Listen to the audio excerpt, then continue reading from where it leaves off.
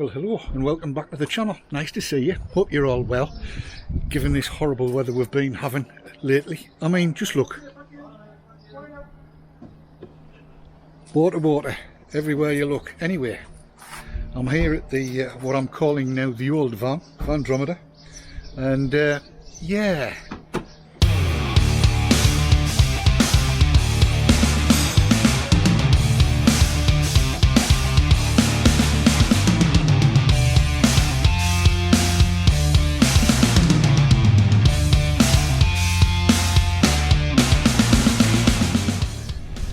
A while ago we went to pick up Vandromeda after it had been serviced, and as I was driving back, this happened. Well, I've no idea what this noise is, it just came on. I don't think it's anything to do with the fan, it's coming from down there somewhere.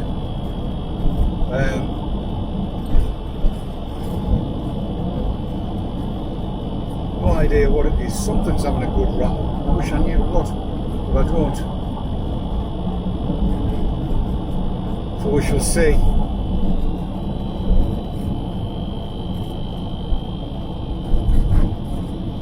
Just suddenly came on. Who knows? And I'll be honest, it had me stumped all the way home.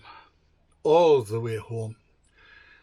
I couldn't think what it was. I didn't know whether there was a reed switch vibrating, whether there was the fan had something wrong with it. I didn't know what it was. All I knew was where the noise was coming from.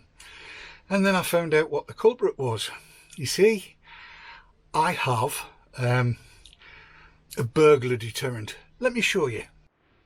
Now, if you look down there on the driver's seat turntable, you can see a hole. I'll put a pointy arrow here so you can see it.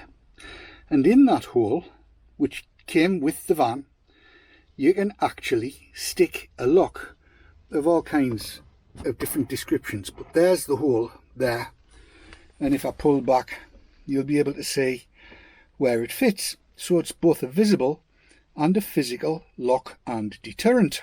And that, of course, is a brilliant idea, isn't it? Put something in. So I did.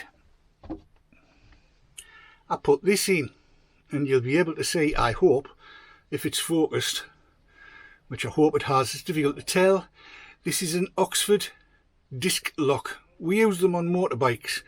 They go through the brake disc, and there's a little pin that sticks through. Oh dear, did you hear that? This is what it was. It was this that had decided to go on. Obviously I'd had it on, I'd taken it off, and it locks. I want to see if I can do this. You'll see there's a little black, you might say anyway, there's a little black button here, and when it's unlocked you can press the button. If I can remember how to do it. 1, 2, 3. No. No.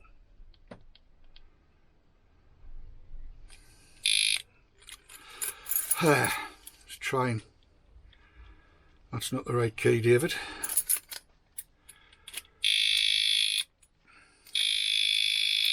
That's it, locked on. And what had happened was, it's almost impossible to disarm this bloud thing. It's a pain in the backside. There's a way to get into it to change batteries and stuff like that. It's very complicated. I can't do it.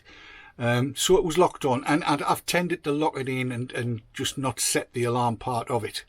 I don't even know if I can switch it off. I'll try again. You never know your luck.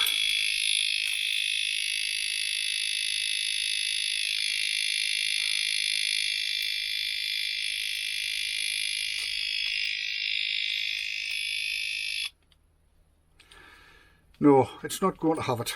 I can't turn it off. So that's what it was. Now, if you can get an ordinary, I mean, these are gettable very, very cheaply.